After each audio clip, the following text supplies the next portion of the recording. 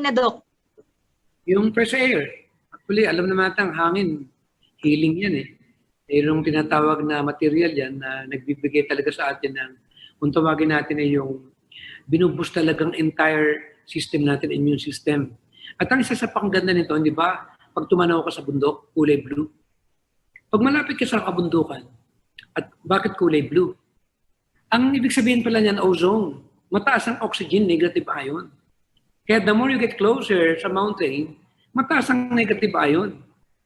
Na ito yung tinatawag na gift ng Panginoon. Kaya nga since from the start, since from the beginning, even during the time of Ellen G. White, pinili nilang tayuan ng L7 doon sa north, na napakalayo kabundukan. Pinagtatawanan niya during that time. Na bakit doon maglalagay, na iniisip nila sinong pupunta ron. Kasi ang purpose doon, para yung mga pasyenteng pupunta ron, makakakuha sila ng free air. Kaya ako naman, since nga na nabasa ko nga itong fresh air nito, na ang fresh air pala ay napakaganda rin pang-enhance ng brain.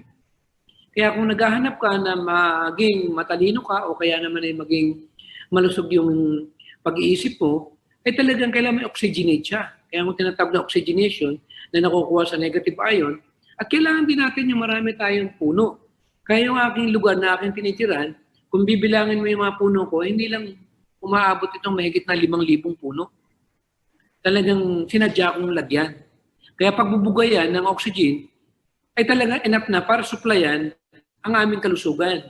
At sapat na rin sila para proteksyonan yung carbon dioxide na pagkain nila na nanggagaling sa kamay nila papunta sa loob ng aming tahanan na talagang haharangin nila para makasiguro na yung hangin na i-breathe ni Dr. Tam ay pure para kami ay makaranas naman ng magandang pakiramdam. Kaya ang masasabi ko, pag sinabing pure air, choice po yan. You can choose to get out of that place and find a place for your family, and you can choose to stay in Metro Manila.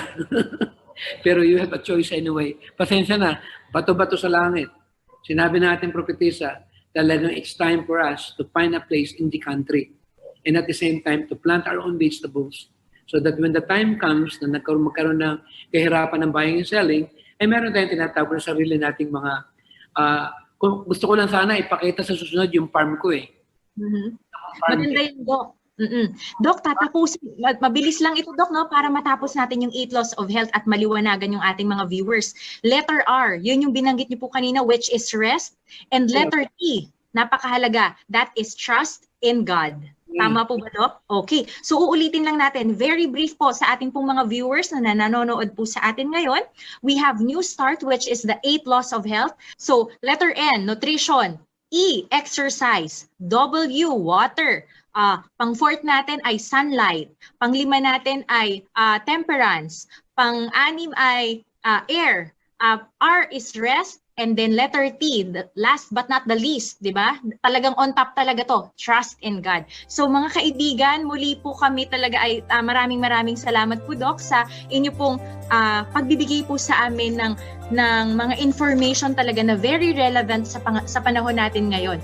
So ngayon po, isang katunayan na iniingatan talaga ng ating Panginoon ang kanyang mga anak kung sila ay sumusunod sa kanyang mga alituntunin sa batas ng kalusugan.